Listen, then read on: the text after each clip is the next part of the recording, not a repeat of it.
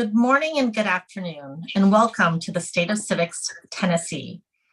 In wake of the tragic event that occurred this week at Austin East Magnet High School, we would like to begin with a moment of silence in support of the Knoxville community, their students, educators, and families.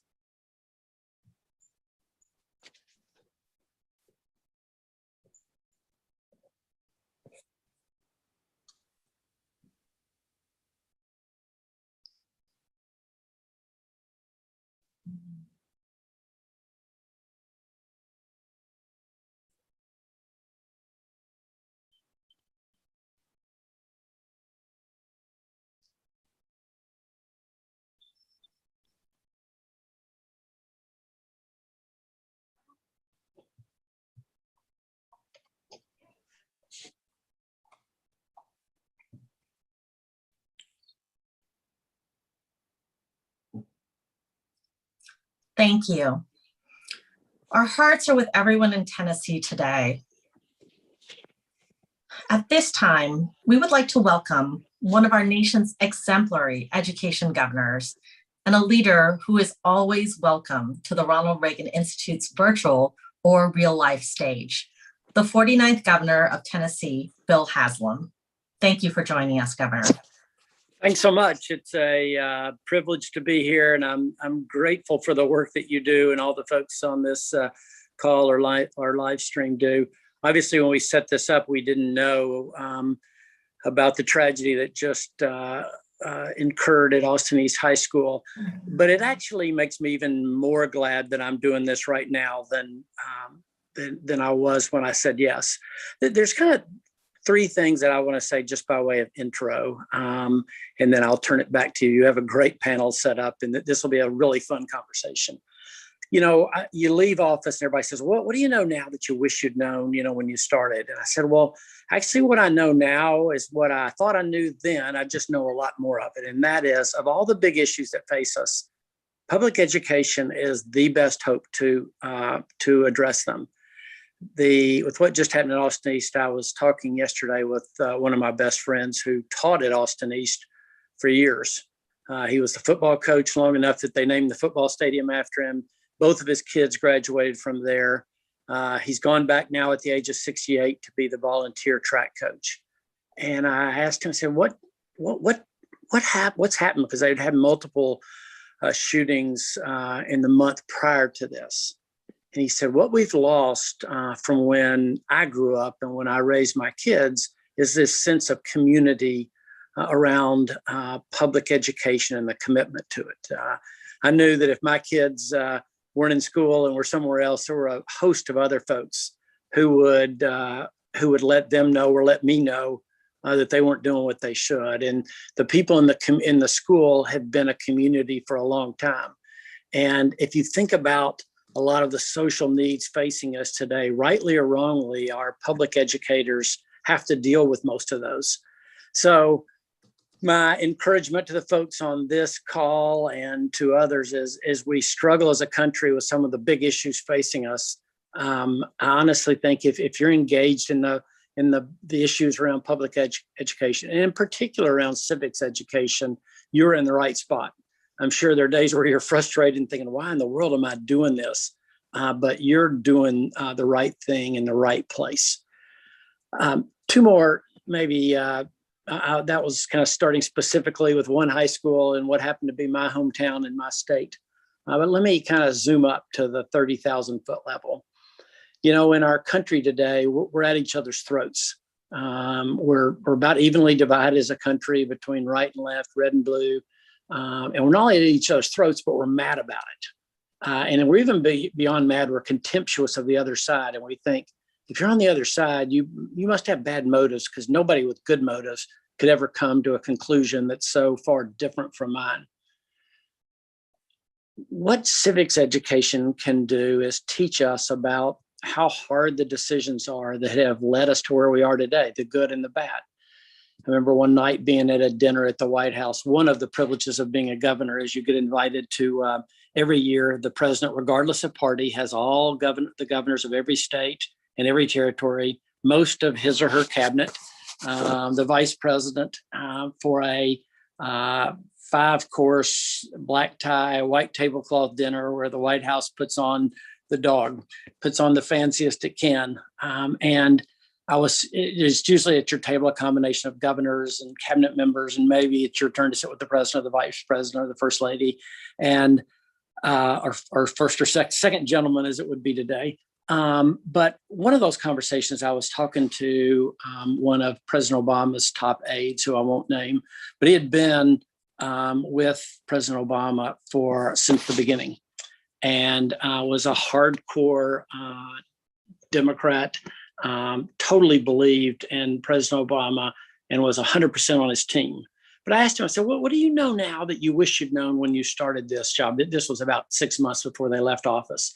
He said, I wish I'd known how hard this is. Because if it did, I wouldn't have been nearly as hard on President Bush. Don't get me wrong. He said, I disagreed with so much of what he did. There's so many of his policies I don't agree with. But I know now how hard this is. One of the beauties of, I think, civic education is teaching us that in a world where cable news and social media wants to make everything clear and easy, and you're on one side or the other, if you're on the other side, you're a bad person, is the difficulty of decisions. And in doing that to me is what civic education can do. Civics education can teach all of us the choices and the decisions that have brought us to where we are today, the good ones and the bad ones. In Tennessee, and I'm thrilled that Commissioner Schwinn is on this call. She is biased, but I think one of the very best commissioners or secretaries of education in the country. And I think what we firmly believe is that this whole thing's a relay race. That our predecessor, Governor Phil Bredesen, who came before me, set in motion a lot of the big changes in Tennessee that happened when he raised standards and he put in place a year-end assessment that would make certain we were teaching to those standards. And he basically raised the expectations of what every student in Tennessee should know. And then we kind of implemented those, and Tennessee became the fastest improving state in the country in education due to according to NAEP results. And we added free community college as a piece of that. And then Governor Lee and Commissioner Schwinn have kind of doubled down on that and then added their own initiatives, which I think Penny will talk about, around literacy and a lot of other areas that they've brought, again, the next steps, if you will, to take us further. And I love it that Governor Lee and Commissioner Schwinn, they don't insult us at all when they say we still have so far to go, because it's true. We've made great progress, but it's still, to be frank, just this side of you can be discouraged about how much further we have to go. But I want to say this before I finish. I honestly feel like this is a rare moment in public education in our country. Like it or not, there are unprecedented amounts of money coming into public education. Most of it one-time, non-recurring money. But the states that think through this well, I think, will distinguish themselves and differentiate themselves, some from other states, but mainly just from where we were before. And I think commissioners are either going to be intimidated by this and say, wow, this is a lot of money. How do we what do we do? Or they're going to see this as a great opportunity. Again, whether you believe in the fiscal policy of it or not, and say, what at this unique moment can we do? And I'll just sign off with this. Shame on all of us if we waste this opportunity. Again, regardless of whether you like the President Biden's policy on this or not, the reality is that our states and districts are going to have, again, unprecedented amounts of money. So this is our time to be thoughtful. This is our time to think about the opportunity that is public education, because I'll end with where I began. That the hope for the issues of our country, whether it be economic inequality, social justice issues, community dissolution, is public education. You're not going to get it from the media. It's not in their interest the media's interest is to provoke outrage and have you mad at the other side. You're not going to get it from political parties. That's not their job. And as institutions around the country see diminishing influence, I'm convinced that public education has to be that strong foundation we build on. So thank you. Thanks for letting me have a brief word. You have a great panel, and I'm pleased to be a small part of it today. Thanks so much.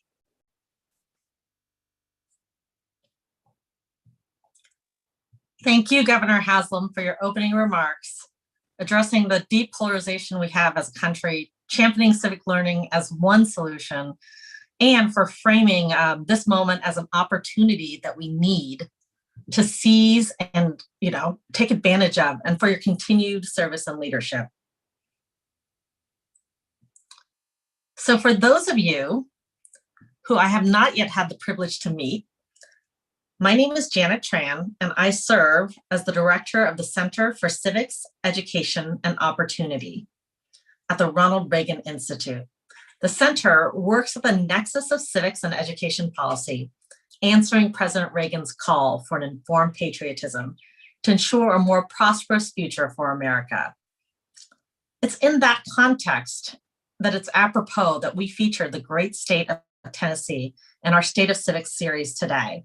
So joining us virtually, we have Tennessee Education Commissioner, Dr. Penny Schwinn, a trailblazer and a civic education champion. Additionally, we are joined by Dr. Melissa Collins, National Teacher Hall of Fame inductee and elementary school teacher at John P. Freeman Optional School in Memphis, Tennessee. Welcome, Dr. Collins. Next, please join me in welcoming Comfort Markway, Youth Governor and student at Central Magnet School in Murfreesboro, Tennessee. Thanks for joining us, Comfort. And finally, we welcome Tammy Waller, co-project investigator for the Educating for American Democracy initiative. Thank you, everyone, for joining us. And Tammy, we generally like to begin with an overview of the state of civics across the country. However, in light of this week's tragedy in Knoxville, I would love to give Commissioner Schwinn a moment to reflect on how we support our students in times of deep crisis and the complex role of the state in providing intersecting mental health support, social emotional learning, and civic education. Thank you. I really appreciate that, and just want to also appreciate the moment of silence at the beginning of this panel. I think that as educators and as people who are involved in education, those are the worst days. And I think that the Knox community is going to rally together. They are working very hard to ensure they're supporting staff and students, and the department has been in close contact with them on all of the things that state departments do in times like this. But I think that taking a step back, when we think about when we face challenges and issues and contexts like the ones we are in, it is a microcosm of some of the other challenges our students have experienced throughout the pandemic. And we think about that intersection of wanting to move forward on academic achievement and accelerate academic achievement, but we must also prioritize mental health and the things that go into ensuring that our children and our staff are cared for. And so when we think about this and how it intersects with civics education in particular, we are saying that this is a moment in time to start thinking about how important it is for our students, our teachers, and our communities to understand the role that civics plays. So when we have unfortunately incidents like the ones that have happened this week, my inbox gets filled with all of the questions about how can we get engaged, what supports are in place, where is the funding, all of the things where people there's energy, they want to be involved and engaged in this space, but there isn't necessarily the foundations and a strong civic education and a strong background to even know how to engage. And I think about the opportunities when we look at amazing students like Comfort here. When she has that strong foundation in civics education, she will know exactly the best way to get involved, to get engaged, how policy is made, how budgets are set, the role of an agency versus the role of an executive branch or a judicial branch or the legislative branch. all of those things. Civics education is not just foundations of government. It is also how we engage as citizens, how we think about service, and how we think about things that are important to us and moving our communities and our state forward. And so in reflection of Knoxville and the amazing work that they've done in civics education, I'm thinking about the teachers, I'm thinking about the students in those buildings and the ways that I know they will demonstrate the strength that is a resiliency across the state of Tennessee, and that they will channel something like this into positive energy and into ways to making their schools and their communities better. And I've just been so impressed with the way that they've been handling that and the ways that we will continue to engage deeply in a beloved community in our state. So thank you for asking the question, and thank you for acknowledging the times we're in here in Tennessee. Well, Commissioner Schwinn, thank you so much for your thoughtful response. And building the beloved community is the responsibility of all citizens. And we can't do that without access to civic resources. And we know it's not going to be the solution, but certainly is one of the solutions when our young people and our citizenry know how to engage in a manner that is productive to society. So before we delve further into the state of civics in Tennessee, let's widen our aperture a bit and have Tammy provide a brief overview of what's happening in civics around the nation. What are some recent examples of traction that civics might be getting? And where are some of the bright spots, Tammy? Well, thank you so much, Janet. This really is not only the year of the social studies teacher, and that's what I tell teachers I work with in Arizona, but this is the year of civics. And there is so much great energy happening on a national level and on a state level when it comes to civics and civic education. Most importantly, I think, is the fact that we're having deep conversations about civics. I think the polarization that has come about has really forced us to take a deep look at some of these issues and conversations and how we can come together on these instead of focusing on what we disagree with, but what we agree with. So there's several national proposals that are in the works and are happening right now, which are focusing on this idea of civic education, and not just in the social studies classroom where we seem to relegate it into that silo, but also across the curriculum and across the community. So the first thing I want to talk about is the Educating for American Democracy project or initiative, which is something that I've been working on with over 300 educators, scholars, practitioners, students. We've even talked to some parents about the initiative since October of 2019. So the Educating for American Democracy project or initiative basically came about through a grant through the National Endowment for the Humanities and the Department of Education, and a cohort of groups and universities, including iCivics, Tufts, Circle, Harvard, and the ASU worked together, coming from different backgrounds and different interests, to look at this issue of what can we do to make sure that every student, and this is an equity issue, civics is an equity issue, every student gets quality K-12 civic education, no matter their background, no matter the school they go to. And how do we do that in a way that is equitable? And how do we come together to put something together where people have such diverse and many times contradicting viewpoints on what civic education should be? So a little over a month ago, the Educating for American Democracy Initiative released its report, its roadmap, which was a framework for teaching excellence in history and civics K-12, and pedagogy guidance, best practices and principles to help teachers, and then also a content curation with some really high quality examples of content that can be used by teachers K-12 to teach civics and history. And right now, the project is working on implementation, getting the word out, hosting listening sessions, and some different types of webinars. And it's just really, really exciting to get diverse groups together focused on an issue, and knowing that we have different viewpoints about how to do civics education, but we all agree on certain principles. In addition to that, there's some movement nationally in terms of legislation, and the Civic Secures Democracy Act, which is a bipartisan piece of legislation, is currently being debated and discussed. And really, this act recognizes the need to train young people in order to fulfill their role as citizens.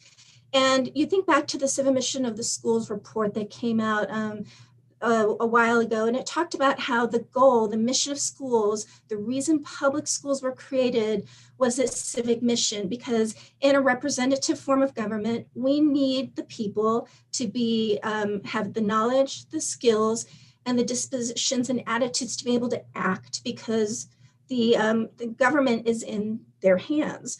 But we've seen really over time, and I think the Civic Secures Democracy Act highlights this, we've seen a gradual almost de-emphasis of civic education, a lack of support, and especially a lack of funding. And I think the statistic is for per person for STEM education, each student is funded at $50.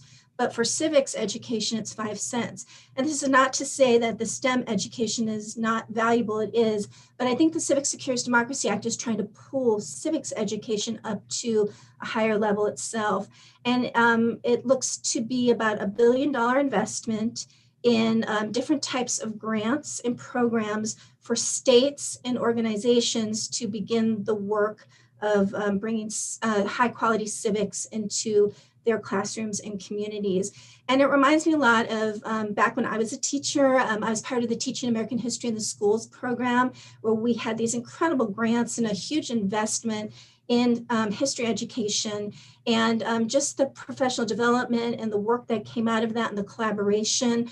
I'm looking forward to the Civic Secures Democracy Act in replicating some of those really positive attributes. And then just to kind of sum it up, there are many initiatives happening across states, like civic seals of literacy, and the idea of having students earn a seal on their diploma, which shows excellence in civic literacy, where students are engaged, they're taking part in their communities, they're increasing their civic knowledge above what their school graduation requirements mandate. Programs in places like Illinois, Arizona, and Kansas to recognize civic learning schools, similar to the Democracy Schools program out of Illinois. And then more and more states are requiring middle schools to have requirements to teach civics, and even some high schools, because not all high schools in our nation have that requirement. And then I'm just going to sum up with the fact that there was a recent report released, which I think is very exciting. I haven't had time to delve totally into it, but it's a report on educating for civic reasoning and discourse from the National Academy of Education, talking about polarization and the crisis that's happening and the need to teach our students the skills of civic reasoning and discourse. Because if we don't teach it, then students will not know how to engage in civic reasoning and discourse when they are out in the community doing their role as citizen. So I'm really excited. My students called me a civic nerd, so this is a perfect year for me. Well, Tammy, it sounds like there's a lot of traction nationally and across the states, something which we haven't seen in quite some time. I can say that outside of the state of Tennessee, people often cite the state as a model, at least in the education reform space. But something that really strikes me and something that's so unique is every time I speak to someone within Tennessee, they approach it with such humility and always say, you know, we have so much work to do. We have so much more to accomplish. So Commissioner Schwinn, I would love to ask you about what areas or initiatives did you build upon, and where did you feel like you needed to fill in the gaps? What are you and your office doing to ensure that students are prepared to be informed and engaged citizens in Tennessee? Yeah, I appreciate that, and always love a good call out for Tennessee. I think we're very proud of what we're doing, but you're right. Part of why the state has been able to progress so aggressively over the last dozen plus years is because there is this sense of continue to push forward, don't hunker down, accelerate achievement. When you experience that as a state, you get that taste for it and you want to keep going. And it's I think leadership like Governor Haslam, Commissioner Huffman before me, and Commissioner McQueen before me, all of them set a roadmap that makes it just the best place, I think, in the country to work. So I will do that plug for Tennessee. But one of the things that has allowed us to have the conversations and the dialogue that we're having now, especially with this influx of federal funds, is because there's this history and foundation of progress and achievement over time. And so we're able to start to think about implementation strategies. We're able to think about how do we measure progress? How do we continue to accelerate? Because those foundations of strong standards, strong assessment, making sure that we have high quality materials, those have been laid in our building blocks for us. But when we looked back and said, how do we actually progress and move the conversation forward? Literacy is, and it is like all roads lead to Rome, all roads lead to reading. And we looked at the data and we said, we have grown tremendously because of the work that's happened before. And still, we know that when students are not reading proficiently by third grade, they are 4 times more likely to drop out of high school. They're significantly less likely to be engaged in their communities and conduct acts of service and do some of the things that we'd like people to do. Be involved voters, be engaged in their government, make sure that they have high paying jobs and they're able to support their families. That becomes harder and harder if they are not reading on grade level in elementary school. And so we thought that one of the strongest things that we can do as a state is to ensure that we have a literate set of students who are graduating from high school each and every year, that we are ensuring we are putting them on the pathway to being successful after they leave us in 12th grade. And that all comes down to that third grade reading in terms of a good signaling for us. And so while we have come a long way in literacy, we still have a long way to go. And that's most of our states. Our highest performing states are still, right around 50%, and that's a flip of a coin. And I think all of our families and our school systems know we can and must do better. And so in Tennessee, we're using our ESSER dollars. We've got an initial $100 million investment partnered with our Literacy Success Act from January that allows us to strategically invest in our youngest learners in terms of literacy, and that includes knowledge building curriculum. And a lot of that has to do with foundations of government, social studies, civics, et cetera, so that they are building that contextual awareness and that knowledge that allows them to be more proficient and more literate. We also are seeing that the next phase of this work is going to look at that secondary space. And so, I'm a former government and U.S. history teacher at the high school level. I just fell in love with the babies. So I moved right back down to elementary. But my initial years of teaching were in that high school space. And I think having those conversations with high school students about this is our government. These are the foundations of our government. These are the original documents. And I was a teacher in Baltimore, so we got to go to D.C. and actually see it. And I think knowing that is a living thing, knowing the foresight that our founders had in terms of something that is lasting hundreds of years and ways in which our students now can become engaged in that, all of that is this incredible opportunity in front of us, but it can't be unlocked with the full potential if students are not able to access the words and the text that go along with it. And so we feel like in order to have a civically engaged and informed society, we must first have a literate society. And we have to continue to push on that because we think that literacy is the foundation for all the work that will come forward. And I do want to just compliment not just the folks who are here, and we've got this amazing teacher who can talk about it way better than I can, and a student who is, I think, reflective of all of the potential and possibility and promise that is in this state. And we have districts who are engaging. We had 14,000 summer seats for literacy and reading professional development. They were completely full in 3 days. And so when we think about teachers who are tired, and they are, and districts who have pandemic fatigue, as we all do, I am still sitting in a seat surrounded by tens of thousands of people serving 1 million students who are saying, yes, and we know this is important in order to move our state forward. Yes, and we are going to do that much more, because if we have students who are proficient readers, we'll have students who are that much more successful as citizens of our state in the years to come. So very grateful for the investment and the support that we've seen across Tennessee. I love the all roads lead to reading, and certainly literacy is being redefined as other sorts of mediums come into play. So the emphasis on early learning is really critical, and I think that preempts so many of our societal problems if we can address that at an early age. Before I move to Dr. Collins, I do want to follow up.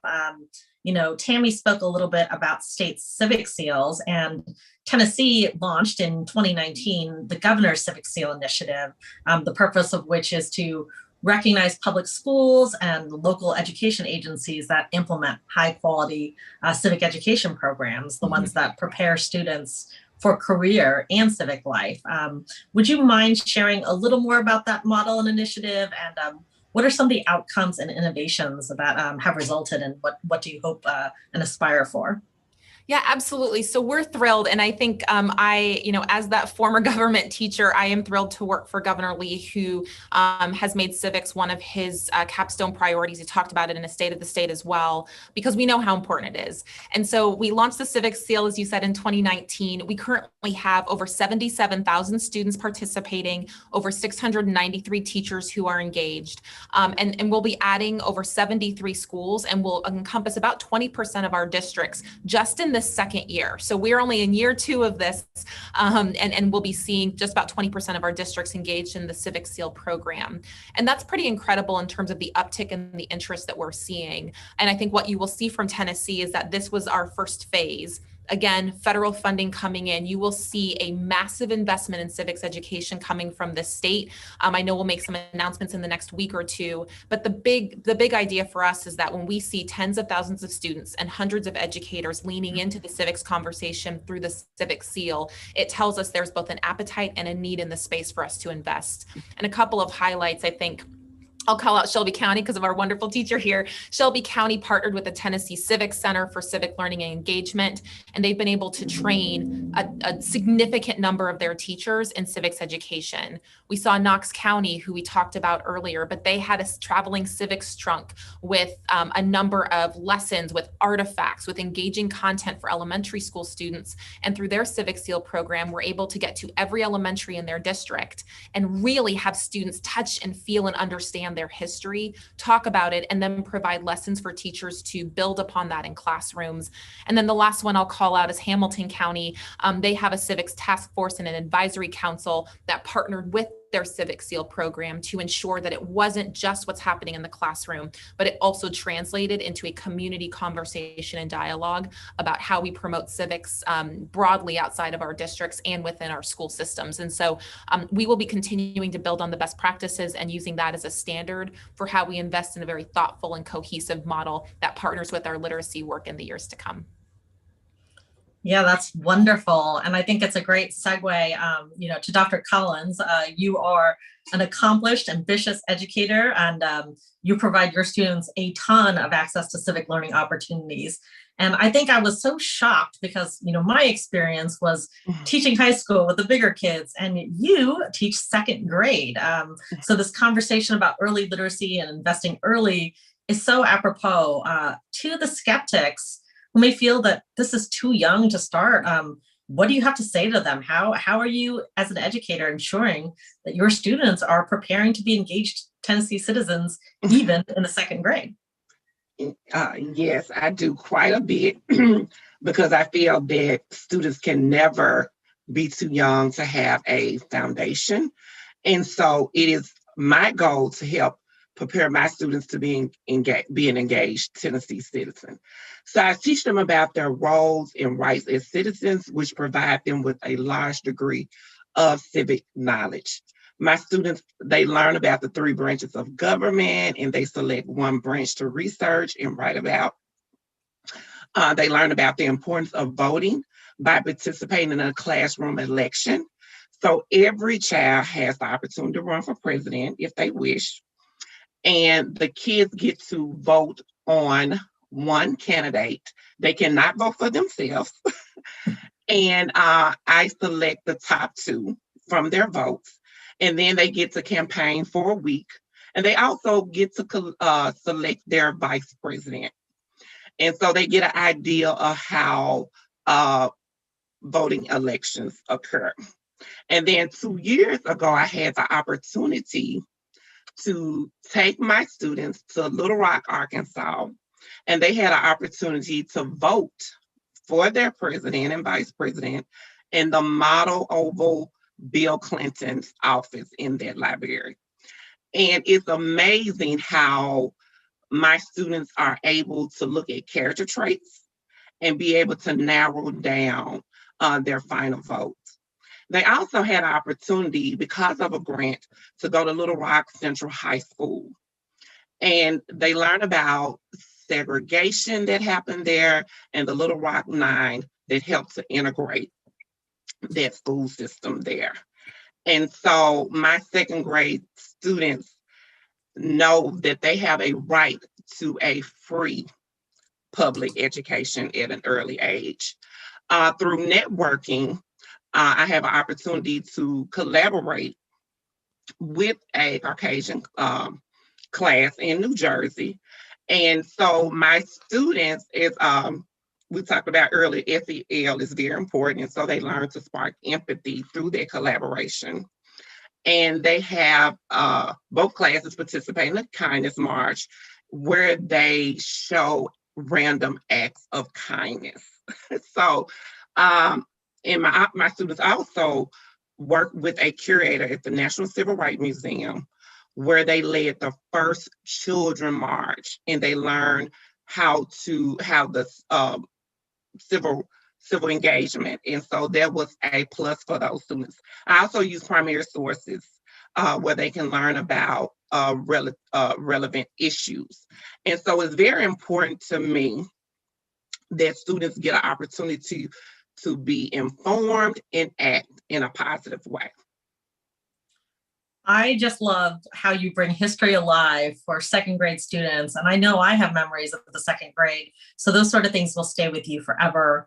And the fact that you're already teaching about rights and responsibilities and utilizing primary sources when many feel that primary sources are too challenging. Well, in Dr. Collins' class, they're looking at them in the second grade. Thank you. Would love to turn to Comfort now. You are part of that next generation of citizen leaders that we are striving to cultivate. Would you mind just sharing with us a little bit about your community leadership journey, and what do you think it is that sparked your interest to be civically engaged?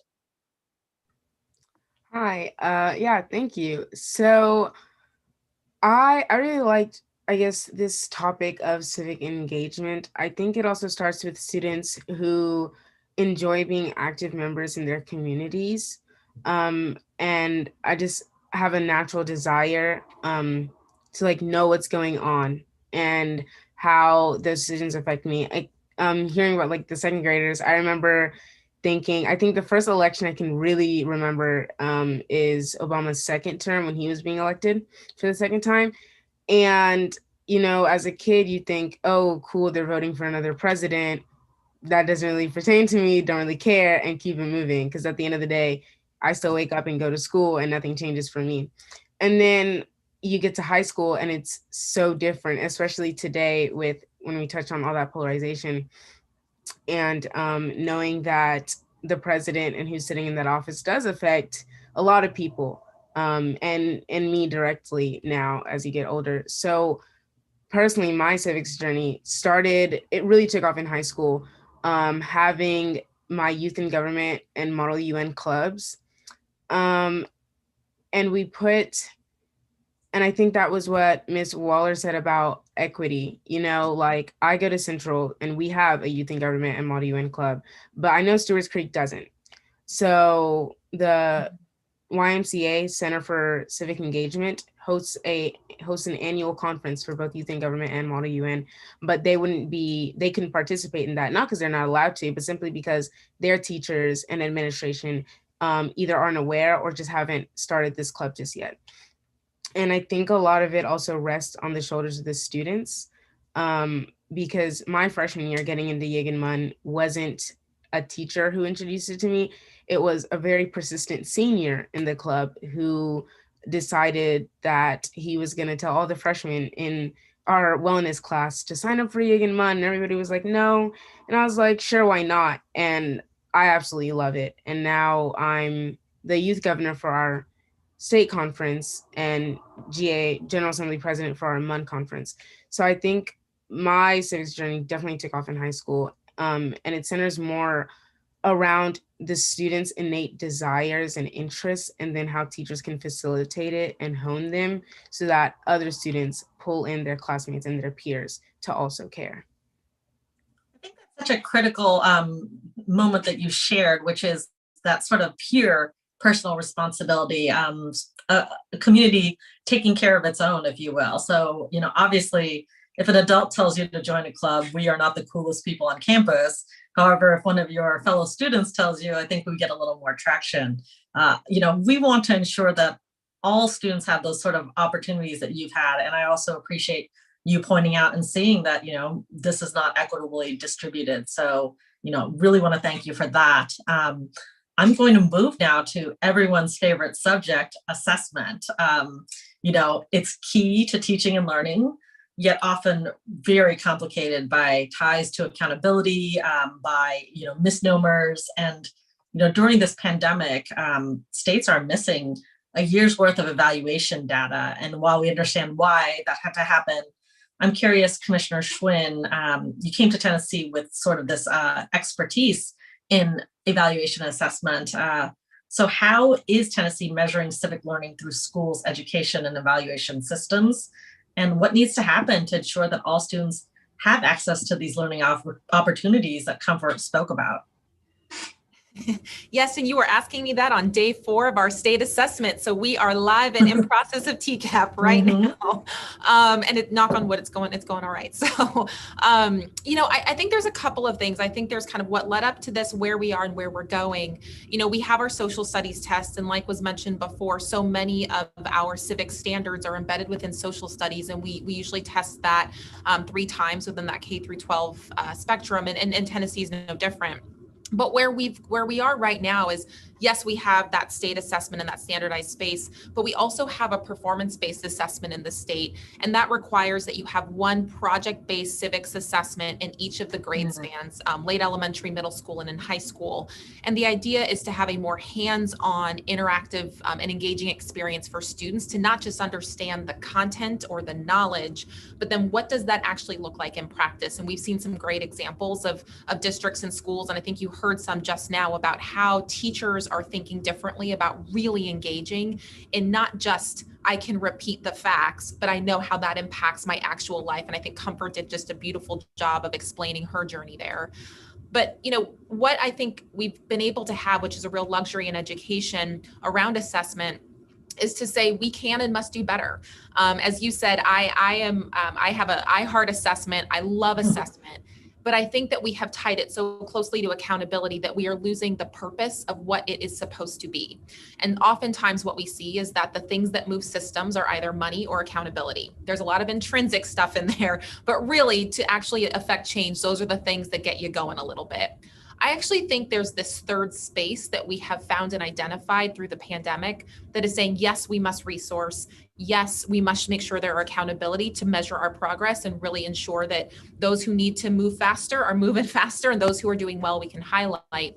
But I'd like us to think about assessment in a different way, where we can take these best practices, tie them into instructional practices in the classroom, and live in an innovative assessment space where if we are looking at one of the finest teachers in this country, granted she's not in a tested grade, if she were in a tested grade, that she would be able to say, both things are true. For civics education and anything, I have an assessment. I can actually use the data to inform my practice in real time with the students who are in front of me, connected to what I am teaching and how I am teaching it.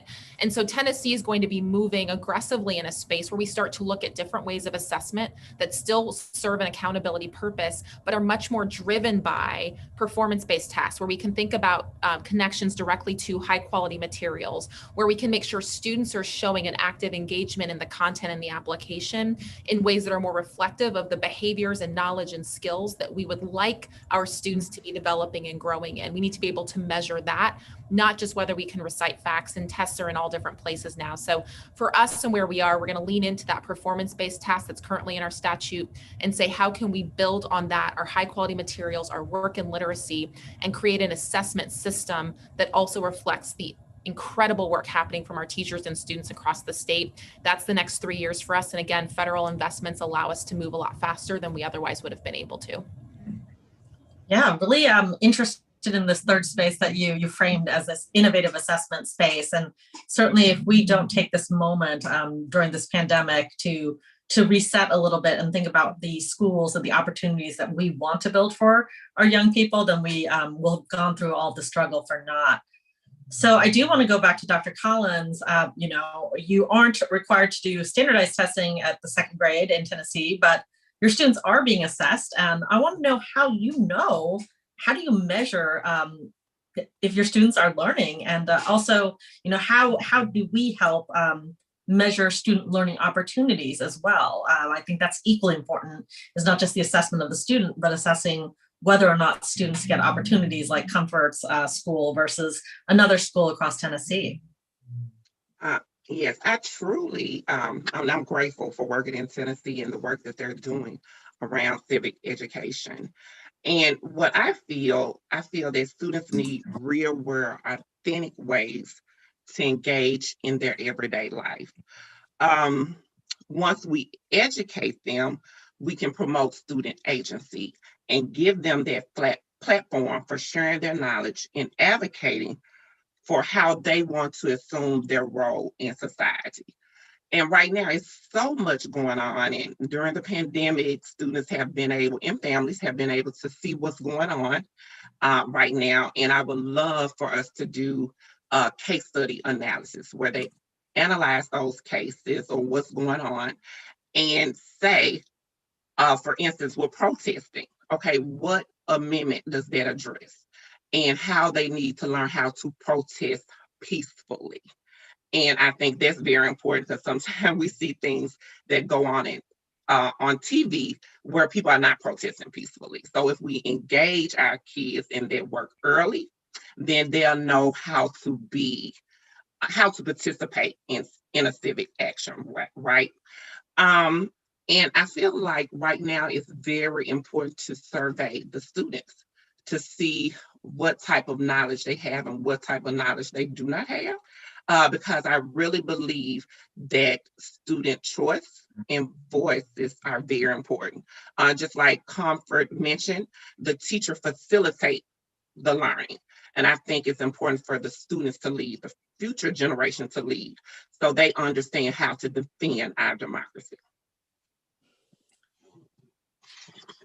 Well, I had the opportunity to speak to an alumni of yours, Dr. Collins, and just that case study was fascinating, surveying her understanding as she reflected on the opportunities to visit the Civil Rights Museum 2 years ago, and really thinking back and saying what she learned from that experience. So I think if it stays with you a few years after you left the class, we're in good company.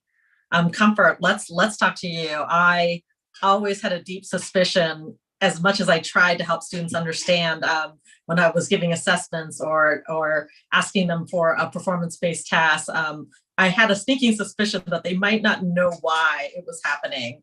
So what are some of the tools or experiences that helped you grow or improve your leadership skills? And how did you become aware or know that you were actually improving in your civic life?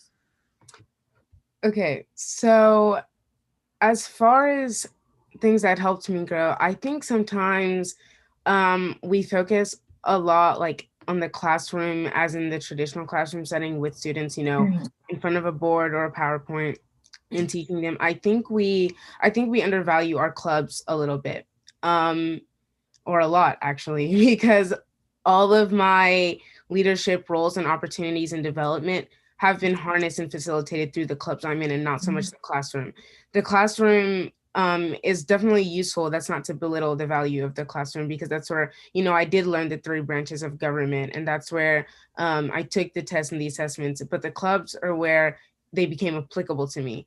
It was in youth and government. That's where, because, we're mocking the government. So you have your senators and your House members who write bills and then debate on bills, just like you would in real life. So as a delegate, writing a bill for Model U or for Youth and Government, writing a resolution for Model UN, doing that really taught me exactly how that process works in the real world, because they're mirroring it. So I think as far as growth is concerned, it was learning through practice, and the practice was in the clubs and the conferences that I got to attend. And I can, especially, I think this is a really good question, at least for me to answer now, because I'm a junior now, but coming from a freshman and now being an upperclassman, I really get to see my growth as a leader, from the fact that I've assumed more leadership positions, but I get to mentor the people who are like in my same position that like now, so like right now for Youth in Government, we're hosting our elections for next year, and we have people submitting speeches and we can vote on Friday. And it's really nice to have people come to our officers and say, hey, I'm not sure how to write this speech or how to word this to convey the message that I want to convey. And getting people to practice those speech skills and how to reach out to members of their community and compel them to care about something. I think that's something that you can teach in the classroom, but you can practice in your clubs amongst your fellow students. So getting to be a mentor and watch other people go through the process that I went through and be a catalyst for them is how I've seen my growth. And my growth has been facilitated through the clubs more so than the classroom, because that's where I get to get my practice and my real world experience with other people. I think what you mentioned and what you talked about really circles back to Commissioner Schwinn's initial statements about the intersections of all of the civic learning and mental health and social emotional needs, and really thinking of learning. This is like a laboratory of learning, right? It doesn't have to be seats and desks. And it makes me think that the word extracurricular is not extra at all, that it ought to be, very mandatory and required for students to get those experiences. So thanks for sharing that. I'm going to move to a question that was actually asked by quite a few audience members as well. So I'll reframe it a little bit. But given the diverse character of the cities and districts that you've all talked about in Tennessee, as well as the local context of, where our students are living their lives, what is the role of frameworks and curriculum and guidance in civic education to ensure that the classrooms are more responsive and more applicable? And there's an audience-related question that I'll weave in, and that question is, should there be a national curriculum for civics education and engagement, or in the K through 12 space, or should it be determined by each state? So I will start with Commissioner Schwinn. If you could reflect on both questions, that would be wonderful. Yeah, so it's a great question. And I think when we look at states like Tennessee, it's a larger mid-sized state, but we are predominantly in terms of number of districts rural. And then we have major metropolitan centers like Memphis and Nashville and Chattanooga and everything in between. And so creating something that speaks to all students in all ways, I think requires some level of state standardization in terms of foundations of government, laws, statutes, how things work. But you also really need that personalization. And an example I'll give is you might have a student who is sitting in Memphis, and the ways in which that student might be able to engage with, maybe there's a Boys and Girls Club, a YMCA, there might be a number of museums. And I think we saw Dr. Collins talk about that.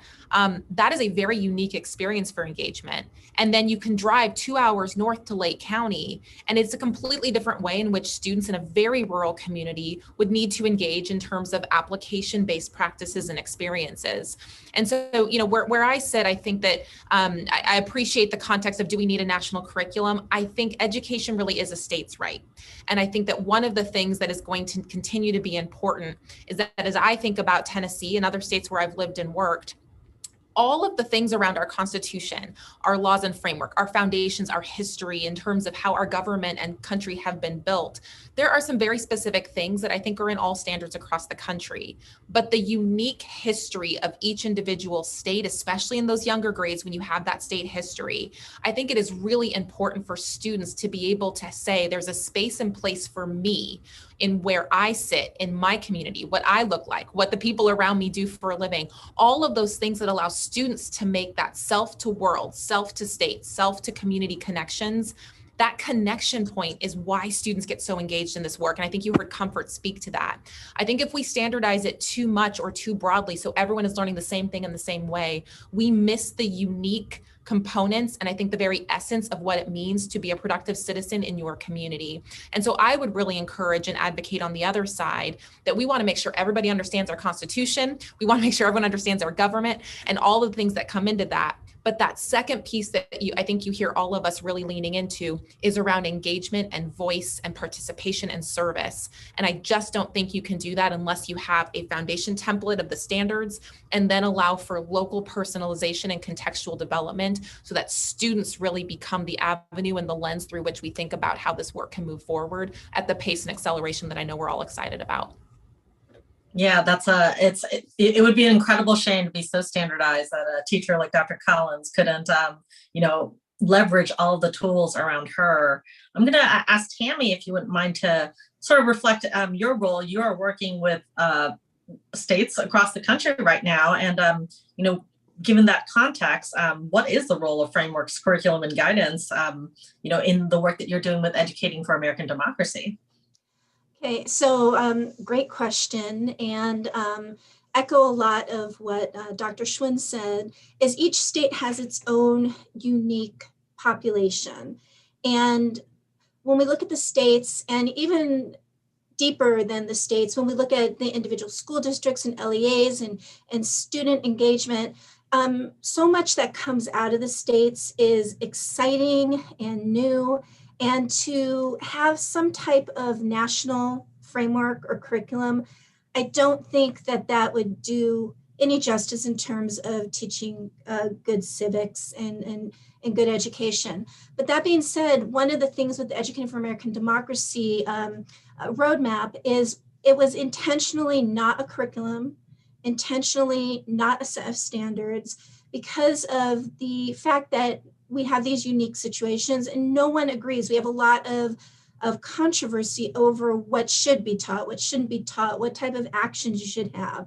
So one of the things and how these frameworks are used in terms of guidance are they set aside some principles.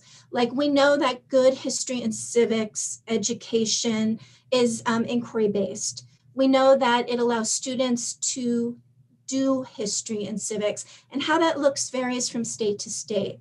We know that there are points of tension, and that good history and civics education doesn't shy away from tension, but looks at tension and debate as learning experience. And I think that's where we go with, we have 5 design challenges in the Educating for American Democracy roadmap. And those design challenges look at these controversies. When we first started coming together from these diverse backgrounds to talk about what good civics education looks like, there were a lot of points of tension. And instead of shying away from the points of tension, we looked at the points of tension as learning experiences and something that should be in the teaching of history and civics. So that idea of, we have a constitutional democracy that we have to be honest about our history and honest about maybe where it hasn't reached its objectives, maybe where it's failed, but we can't fall into cynicism. So how do we balance things? So looking at maybe a principle where good civics and history education guiding it looks at this idea of, let's be honest, but let's not create so much cynicism that students are paralyzed and feel like there's no value or chance to be a more perfect union, to make things better. And also that idea of, we have to appreciate these great ideas of the founding, but know that there's also flaws and that we can't tip into adulation with it. So what I think the role I think frameworks like and roadmaps like the Educating for American Democracy initiative, I think it gives us maybe a basis for looking at what in general good history and civics education is, and then taking each state and asking them, how do you see this coming to fruition in your state? What are the special unique things about your state, your population, your schools? And it also, when you have a framework instead of national curriculum, you're also creating agency among your teachers and your students to continuously create the curriculum and the learning opportunities. And what I really love about this conversation that we're having is, as a state director for social studies and civics in Arizona, I'm listening to all of the great things that you're talking about here in Tennessee. And my brain is like pinging back and forth going, wow, I never knew this. These conversations that we are having couldn't happen if we had some national idea that everyone had to follow. So I see it as more of these guiding principles and working on design, looking at equality and equity in how we teach civics, and that idea of maybe braiding history and civics together and not being so siloed, but also the idea that civics also should be beyond just the history classroom. It's part of extracurricular activities, like Comfort was saying. I was a previous mock trial coach in my teaching iteration, and just looking at the learning and the leadership that happens. It's part of our community organizations who come in with programs like Youth in Government and things like the Boys and Girls Club. It's part of what each teacher uniquely brings that captures her students or his students' hearts at that moment. And that's where I see the idea. Guide, have conversations, discuss questions, look at things from an inquiry approach, but respect the uniqueness of the educator, the community, the student. You know, it's really a whole child approach, thinking about all areas being a classroom and not just the traditional definitions that we had. It's really clear that the Tennesseans on this screen, they value the whole child and the entire experience, you know, ranging from social emotional learning at the state level and in the classroom. So I'd love to ask, you know, Dr. Collins, I think one of the things we spoke about a bit was, you know, building empathy. And I'd love to understand how does that work in a civics lens or framework, the social emotional piece and all the other skill sets that create a citizen. Yes, so as everyone mentioned before, in a civic lens or framework, there is a place where teachers can be authentic in their classroom. They can see an opportunity for kids to see themselves in the curriculum. For instance, I expose my students to politicians that resemble them so that they can see themselves in their space. Also, when they get an opportunity to collaborate with the class in New Jersey through technology platform Empaticos. It's a free platform for our teachers to use for free, and they can get an opportunity to collaborate with somebody that has a different perspective, a different voice, and they learn how to appreciate each other. They begin to have a self-awareness about who they are as individuals, but also there's a space for understanding others. And so I think it's very important to give students the opportunity to socialize about things that matter, such as current or past events, and as well as people. That's that's very important to have them actually internalize that work. And you know, I think I'll reframe the question for you, Comfort. You know, how does this work? You know, you have an experience that you shared, but how does this work in a civics lens? How do you build empathy and social emotional learning? Where does that all take place? I think that's a really good question for right now, especially with COVID and how polarizing our political climate has been in 2020, 2021, or 2016 to be frank, and continuing. But I think the notion, I guess, in schools that we shouldn't talk about politics proves to be really problematic, because then students don't learn how to debate with each other at all. I think what happens is we don't get students to practice debating with one another. And then you say something that someone doesn't completely agree with, and they either completely get defensive and just say you're wrong and I'm not going to listen to you or how you think or try to reason with you. Or you get people who think it's so overwhelming that they don't want to engage at all. So I think as far as social emotional development is concerned and empathy, I think that's something that we've seen a lot this year, especially with like mask wearing. Something that we all thought was so, scientific and let's take these precautionary measures. And we have a lot of Tennesseans and my fellow students who are just like, oh, well, I don't care. I'm going to be fine. And it's like, right, but what about everybody else? And I think that's something with like youth in government and with the YMCA, their program is amazing. It truly is. And as an officer at their conferences, we have a leadership conference before the actual conference. And we go over our duties and then what that entails. And then the definition of servant leadership. And I think that's something that like our current politicians have failed to demonstrate to an extent. With it's not about you and your personal beliefs and your political agenda. We have a representative democracy. The point is for you to represent the desire of the people. So when you're pushing your own agenda and your own personal beliefs, why are you sitting in office? Essentially, that's my question to them. So I think with our students and learning the definition of servant leadership, it's like, yes, it may not matter to you, but it matters to the people that you're serving. Therefore, it does and should matter to you. And it's your job to make sure that it's facilitated and implemented correctly. So I think empathy and social emotional development can be taught through politics. And I think a lot of it is the example that we set in our local governments and actually trying to be servant leaders and not leaders pushing their own agendas and their own parties. Just a quick follow-up. Do you and your peers have any desire to serve in public office one day? Oh, yeah, especially those in youth and government. I know a friend of mine named Will Severn, like he has amazing aspirations and he wants to go to Harvard and he's totally going to do it.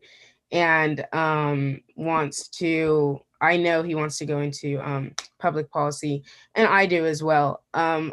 I want to, like personally, I'm definitely wanting to go into medicine and kind of mix the two. And I think this pandemic definitely shows that there's value in mixing like biochem and poli-sci, which is what I'm looking at doing. So yeah, I think programs like what the YMCA has that are teaching students servant leadership and not just leadership as a flat definition, adding that nuance and that dynamic to it are really valuable, because now I understand that me being president doesn't mean I do what I want or let's do what comfort thinks is right. It's let's do what everyone else wants and see how we can best execute it. Yeah. Well, thank you. I definitely think public service has gotten a bad rap, and there's a lot of survey data that shows that people think they can make a difference in the world in many other avenues recently. And obviously, one role of public service is our teachers, and in Tennessee and across the country, supporting our teachers is critical, and retaining high quality teachers is critical to ensuring that Comfort gets the experience she needs to learn and prepare for her future. So I'm going to ask Commissioner Schwinn, what are you doing to retain amazing teachers in Tennessee, and what are you doing to support them at every stage in the journey, whether it's pre or in-service civic educators or more experienced and seasoned educators? How are you ensuring that they have the skills, the knowledge, the pedagogy, and the support to promote civic learning? Yeah, so I think it's a really important question, especially now we're having that broader teacher pipeline conversation, I think, as a country, especially as we're coming off a really tough year. And, in Tennessee, and I think we're seeing this in other states where generationally about a third of our teachers are retirement eligible. And we know there's so much knowledge and experience that is incredibly important for our students. And so really focusing on retention as well as recruitment into the pipeline.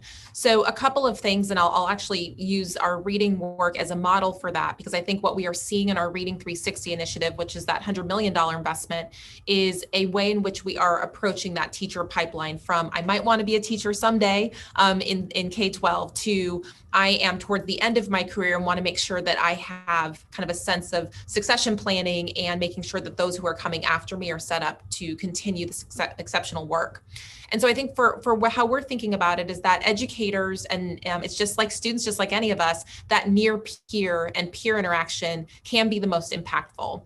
And so instead of having a very top-down approach where we, the state, or we, the federal government, then tell other people how to do their jobs, that there is a really important way to capitalize on the information, to fund that, and to create networks in which there's a sandbox of high quality materials. Here are our standards. Here are ways that we want to make sure there's engagement, and then allow folks in the field to engage with one another and think about better ways to move their field forward. And so for teachers, we're looking at, for existing teachers, everything from making sure that there are free, high quality instructional materials that are available that can be adapted for local contexts, making sure that we are thinking about networks that are not led by the state, but funded and facilitated by the state, so that districts are mentoring one another, teachers are mentoring one another to move the work forward, because that's where it gets sticky and we know there's staying power. Thinking about how we create opportunities, not as a one and done sit and get kind of professional development, but making sure there's a launching pad that includes both knowledge building and practice and application that then is followed by these implementation networks throughout the year. And then thinking about the ways in which we can enhance the student experience. And that's where that personalization and local level becomes so incredibly important, because teachers at the local level know who's the mayor, who's the council, how do things get done here, and students can start to engage. And I think that Comfort, again, provided just such a thoughtful way about how do we hold our leaders accountable? How does she, as a student in our system, hold me, the commissioner, accountable for ensuring that we are moving our state forward and giving her every opportunity to become, my goodness, a biochemist, policymaker? Is that kind of the general sense, medicine and policy together? That's incredible. And our job is to foster that. So I think with teachers, we want to make sure that we're providing that level of engagement, ownership, and agency. Our responsibility is to fund and facilitate all of those opportunities. And so that's how we're thinking about it from the state perspective, is kind of the sandbox of funding and standards and materials, and then the creativity and those creative juices and local context, allowing teachers and districts to really own the narrative and the direction of how we accelerate to places that we could not do just sitting in a building in Nashville on our own. Yeah, absolutely. Well, Dr. Collins, you come from a family of educators.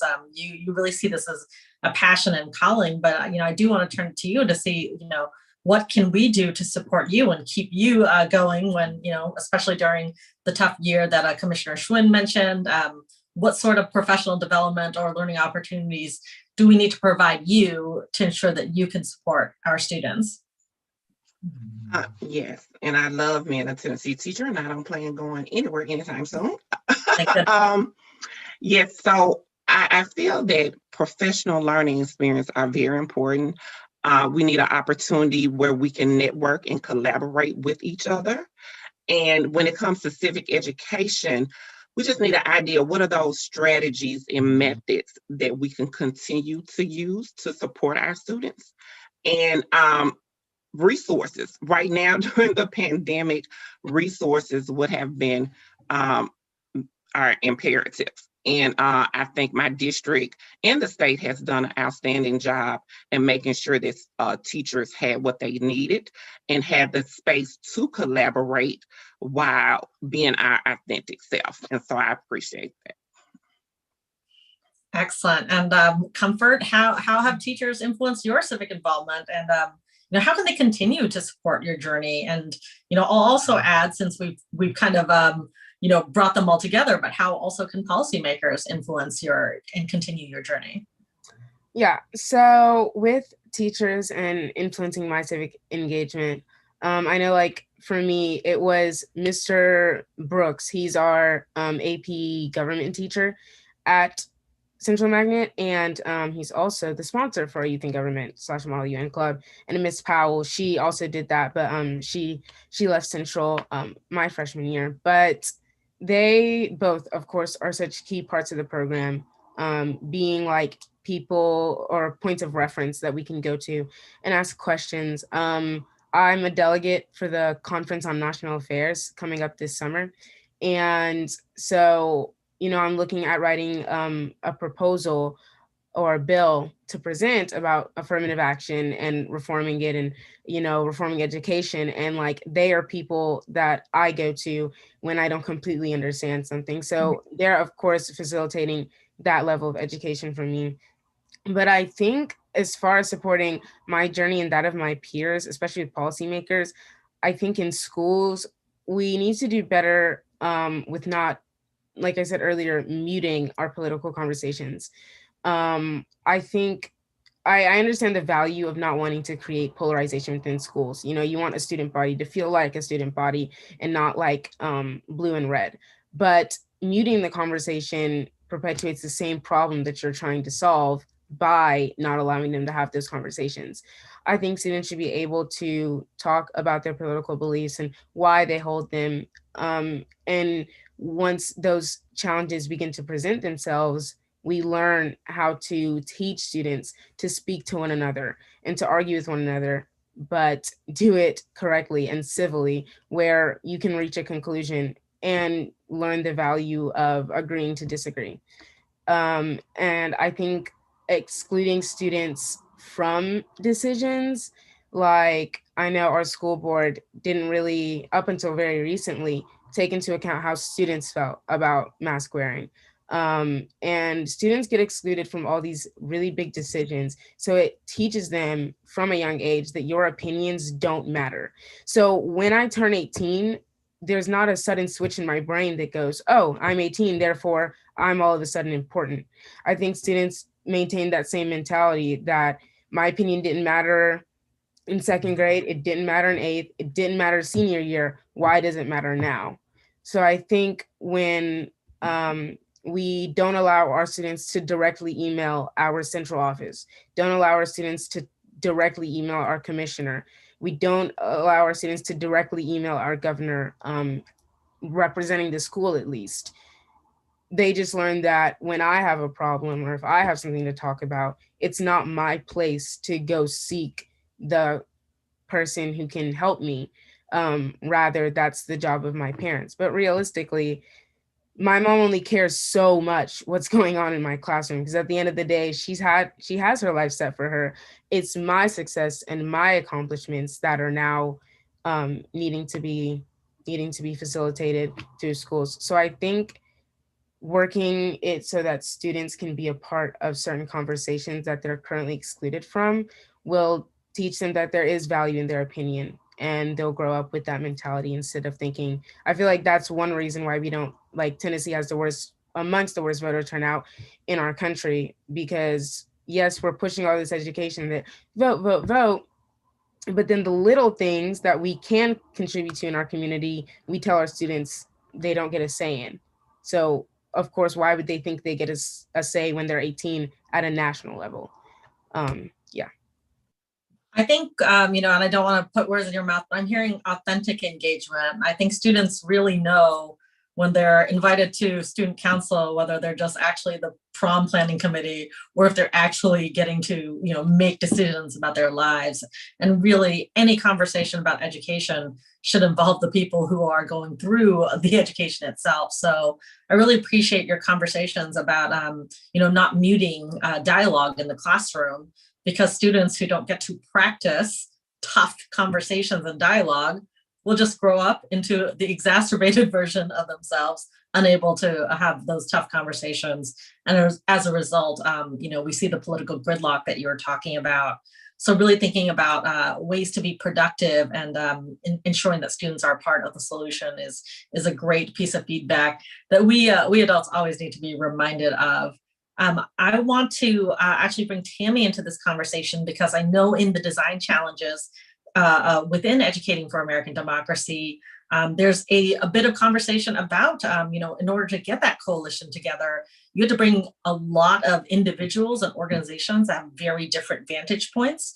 So I don't know if there's anything that you've learned from that process, or if you can share if there's other ways to support educators in providing the type of opportunities that Comfort was speaking about.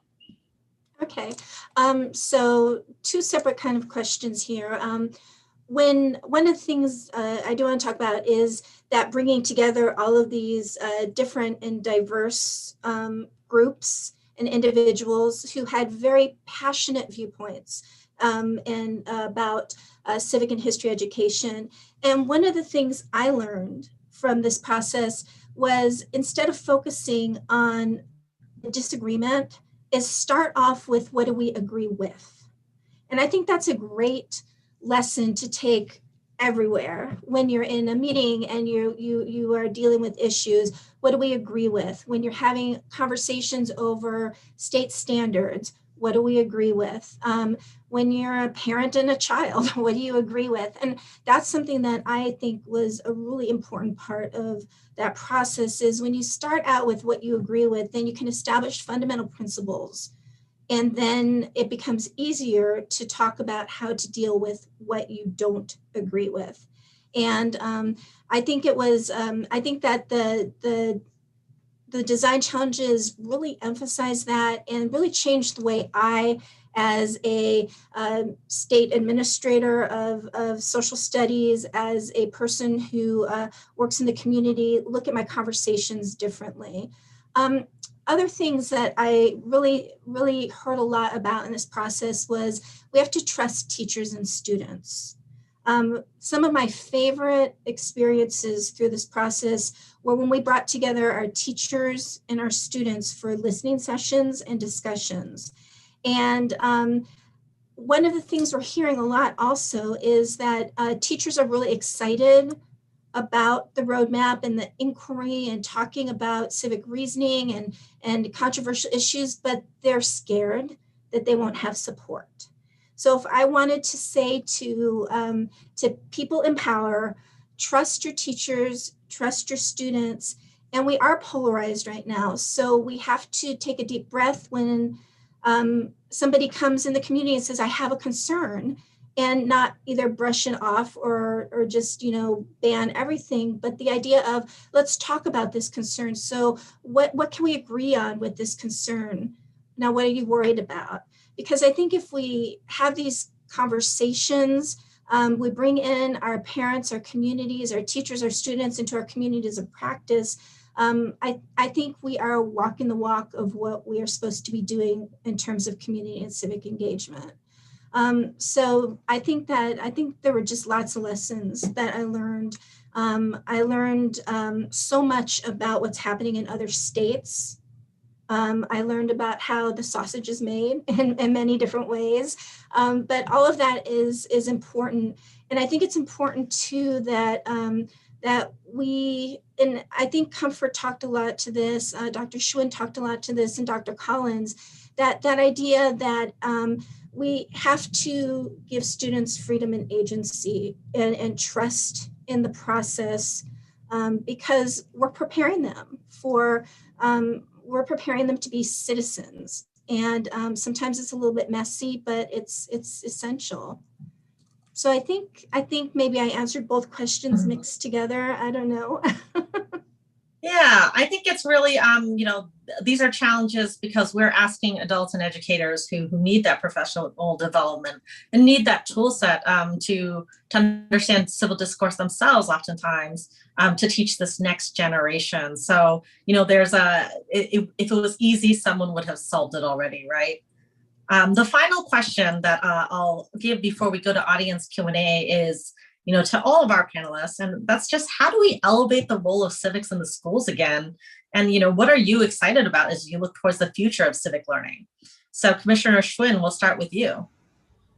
Appreciate that. I think that what we are seeing is that nationally there is that elevation in the conversation that is happening, I think, because of the context and times in which we live, that we are seeing the need and the importance of civics education now, maybe than we've seen in decades, if not ever before. I think that one of the things that I would like to see us move into is not to have it be a standalone initiative. You're going to always hear me talking about literacy. I think one of the things that we don't do well in education is create that cohesive strategy that helps folks see how everything fits together. We do literacy over here and math over here and science over here, and it comes off as disjointed as we make it. And so really thinking through, if we have this need for elevating and accelerating a civics education, and I'm going to tie it back to literacy because that's what I'm going to do, how do we make sure that that can be integrated cohesively with a literacy strategy? How we think about social studies, how can we connect that back into career development and pathways that we're providing for our students at the high school space?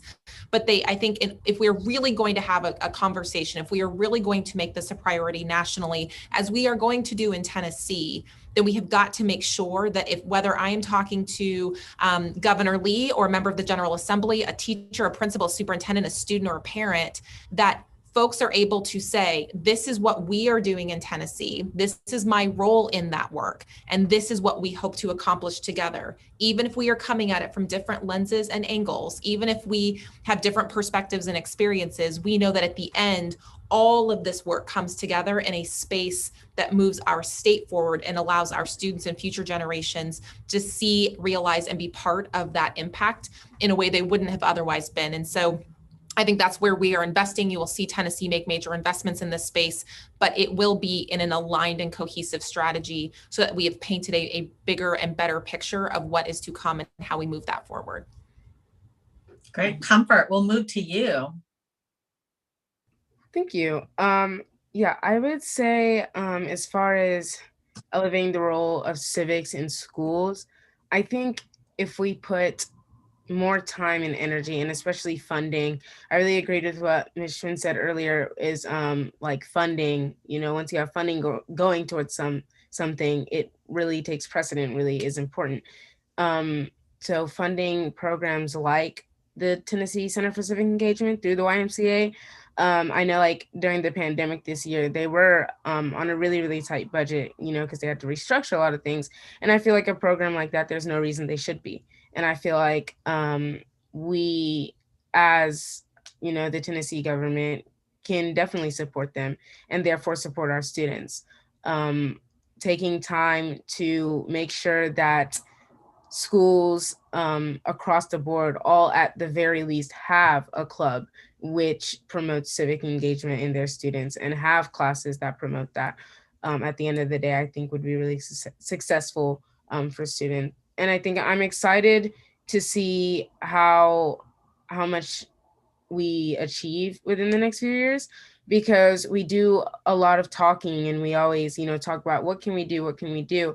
I'm excited to see us do something about it and really sit down and think, okay, how can we get a club? Because it's not necessarily anyone's fault to say like, oh, like Stewart's Creek just doesn't want one, or the YMCA just wouldn't allow them. It's just a matter of they didn't know it exists and their students haven't requested it. Because I'm sure if a Stewart's Creek student went to their principal and said, hey, can we have this club? He wouldn't say no to them.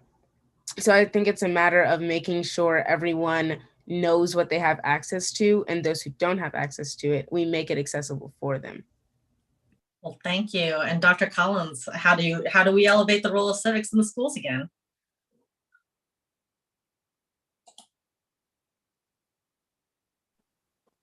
I agree with the commissioner that we need to look at how all content areas can play a role. And I would love to see focus on the arts. And it makes me think about what Comfort was saying, the role through dramatic plays, role playing, mules, primary and secondary sources, where we can start commemorating past and present events through the arts. So I would love for the arts to be included in that as well as we talk about civic education. I'm excited that the students will have access to understanding the role that they can play in our society and how young people can become civic-minded participants. They will have a deeper understanding of our democracy, so we won't lose our democracy. So I love the way Comfort is going in that her teachers have allowed her a space to talk about what's important to her. We are already seeing young people who want to be engaged in civics. We can leverage that by continuing to expose them and give them opportunities to engage or assume a role in our democracy. We can allow them to do that through real world experiences and allow them to have that healthy debate around important issues that matters to them. This would definitely prepare our future generation to continue to advocate for our country. And that's what's important, that they're able to lead and be change agent. I see it in comfort and I'm ready for you. And just continue the great work. Well, Tammy, I'm going to reframe the question for you. Actually, it's an audience question, but in the same vein, what can be done to galvanize politicians, the public, to practice good civic skills on a daily basis and ensure that our youth are getting quality civic instruction in their education? That's a tough one. I think what can be done, I think, to encourage and to lead that is to have open conversations, to bring in members of our community, our students, our educators, our parents, to talk about civic learning. Students like Comfort who come forward and they talk about their participation and what that looks like. I think there's a lot of fear right now about this polarization has led to this fear of the idea that if we allow students to talk about current issues or controversial issues, then it'll lead to indoctrination and things like that. But actually bringing people in to have the conversation about, well, why do you fear that? What do you see? I really like this idea maybe of bringing in town halls in different communities where the issues can be talked about freely. I think about the idea of the Better Arguments Project, where you bring your community together to talk about an issue on a Civic Saturday, and you practice this discourse. Because I do think a lot of maybe the pushback to some of the civics education initiatives comes from a lack of understanding and of fear. And I think we just have to transparently bring everyone together to start with these conversations about, what do you agree with? What do you fear? Why do you fear it? And these are messy conversations, but they're very, very valuable conversations. And things like this event where we're all coming together to talk about civics in the different states, bringing in that national perspective. I think this is so valuable to the conversation and to keep things moving along. Well, thanks, Tammy. We have a couple of audience questions, but I know we're running out of time here. So I'm just going to give a quick question to Commissioner Schwinn, which I think is really critical, a question about equitable resources. So how does the state of Tennessee plan on addressing lower income school systems as well as lower income students, since they have not had the same access to technology? Love for you to address that before we close out. Yeah, I think that, a couple things. I think first is with the way that our ESSER and the federal relief funding is coming in, it really is looking at prioritizing by income. And so we are seeing those students in our distressed counties, in our counties and districts that serve a higher population of low-income families and students, they are getting a larger portion. I think that is part of the solution in terms of making sure we can give access to everybody. I think the department has really taken a critical look at access and opportunity. And so I'm going to highlight a few things and connect that back to civics. I think first and foremost, it is about technology and high-speed internet and all those things. And so I've been very grateful for the partnership we have with T-Mobile, which over the next 5 years will give 200,000 families free access and low-cost access to high-speed internet. And I think that covers a large percentage, close to all of the students who don't currently have access. And so we've been grateful for things like that.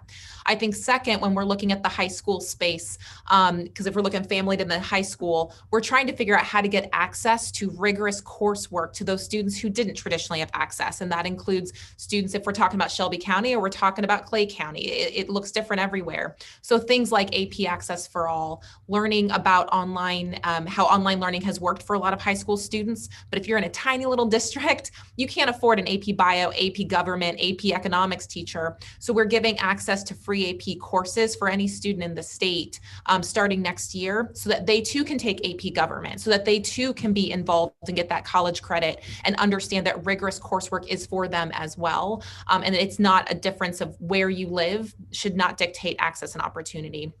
And then the third example I'll give is in our literacy work, of course, but some of the things that we're really excited about is leaning into the tutoring space. The majority of our funds, over 50% of our state funds, will go to very low ratio, high dosage tutoring. That's 1-to-1 or 1-to-2, not 1-to-3, no more than 2 students in a group, to make sure that those students who need more catch-up time or who need more acceleration time will get that access, paired with grants and opportunities to community partners and organizations to provide tutoring, to provide computers to families and technology for families, and to provide grants to families to go and access additional resources for their students, so that students and families have agency and ownership in how we move forward as well. But I think those are strategic investments. And I think, to a point that was made earlier, Tennessee is really taking a hard stance that these funds and the opportunity that we have, this once in a generation opportunity that we have, is a point in time where we can build that cohesive strategy, focus on services and supports for students, not for anybody else, but really focusing this on how do we support students and what those investments must be so that we can move our state forward. I think the conversation today has been a great example of how we can do that, how we should be thinking about that, who we should be engaging and must be engaging. But again, it has to include all of the different lenses and spaces and people coming together, building a cohesive strategy. Civics has got to be part of that, so people understand how to effectively engage in their communities to move our state forward, and the role that education plays in that conversation and the progress that we'll see in Tennessee, and that I know we will see in Tennessee. Well, thank you so much, everyone who joined us today, and thank you to our esteemed panelists, not just for your contributions to this conversation, but your commitment to civic education and civic learning for all of our children. I hope that you've enjoyed today's conversation, and I hope that you'll join us for our upcoming events.